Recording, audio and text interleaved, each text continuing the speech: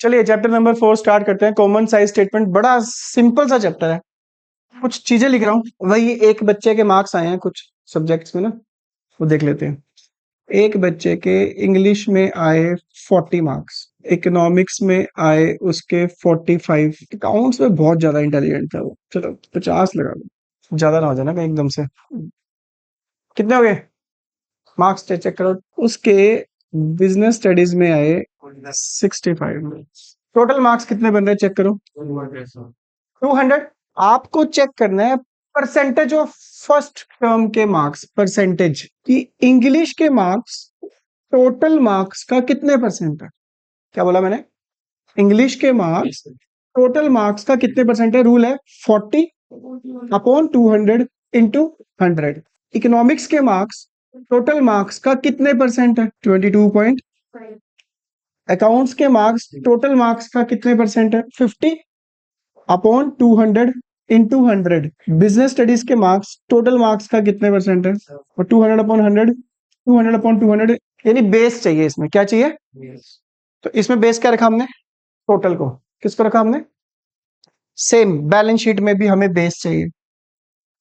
मान लो ये बना के दे रखा है, इसका जो थर्ड कॉलम बनेगा, थर्ड पहले 2023 को इधर लेके जाओगे और 2024 को कॉलम बनेगा थर्ड, परसेंटेज ऑफ 2023, फिर बनेगा percentage of 2020।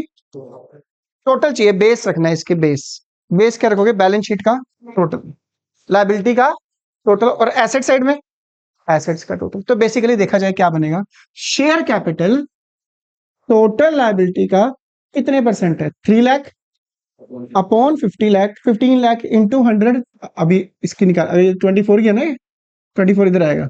650 upon 15 lakh into 100, ये बनेगा 15 4 जा 60, 41.250 अपॉन 15 लाख इंटू 100, कितने परसेंट आएगा? इसका बताओ क्या निकालेगा? 285 upon 15 lakh into 100, 15,000 upon 15 lakh into 100, ये तो आ जाएगा 1%। कोई शक?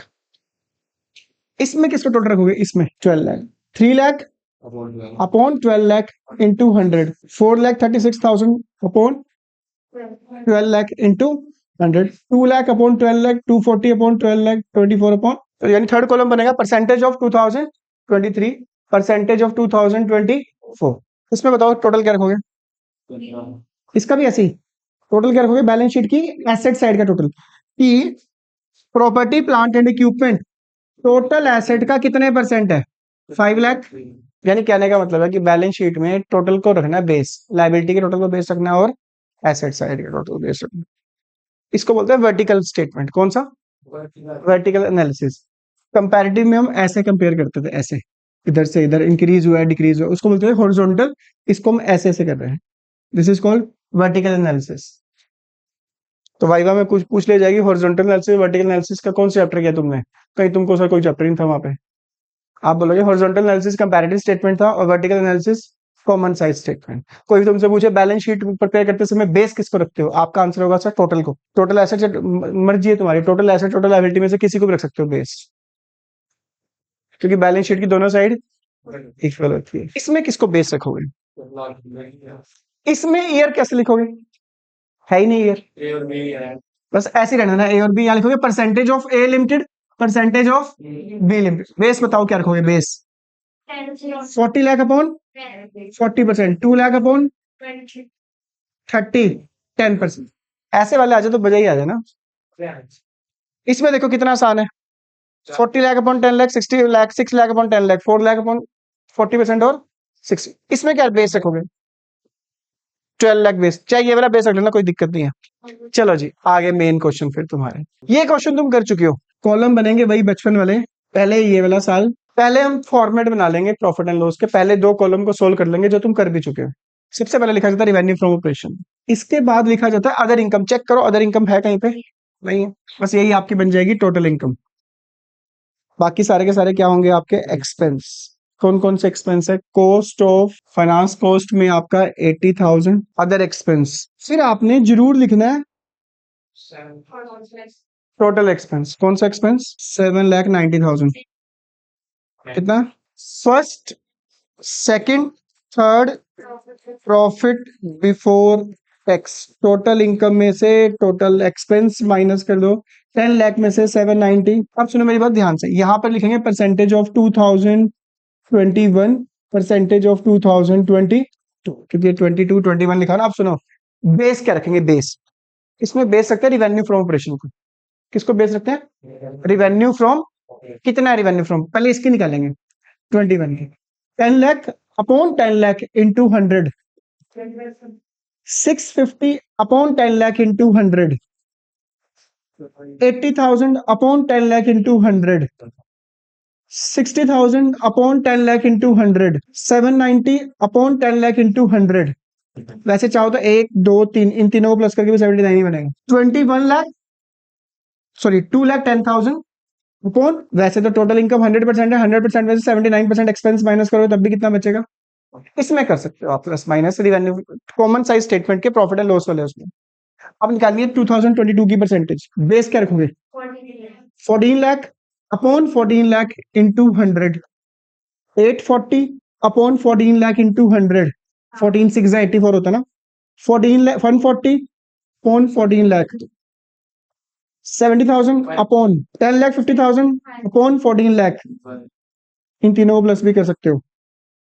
350 अपॉन 100 में से 75 माइनस कर सकते हो। यानी बेस क्या रखोगे? रिवेन्यू फ्रॉम, यानी हम बैलेंस शीट का फॉर्मेट पहले भी कर चुके हैं चैप्टर नंबर 3 में। इसमें हमारा अदर इनकम नहीं है, वैसे हम ये क्वेश्चन कर चुके हैं। अदर इनकम वाला देख लेते हैं। ओहो वाजिफा, राज दुलारा, सबसे प्यारा क्वेश्चन आ चुका है धरती पे। एक ही साल है, 2 इयर्स नहीं है, क्योंकि कंपैरेटिव स्टेटमेंट थोड़ा ना है, कॉमन साइज स्टेटमेंट है। कंपैरेटिव में 2 सालों को कंपेयर करना ना, कॉमन साइज में तो एक का भी कर सकते हो। हाँ जी, कौन सा ईयर है? लिख दो परसेंटेज ऑफ 2000।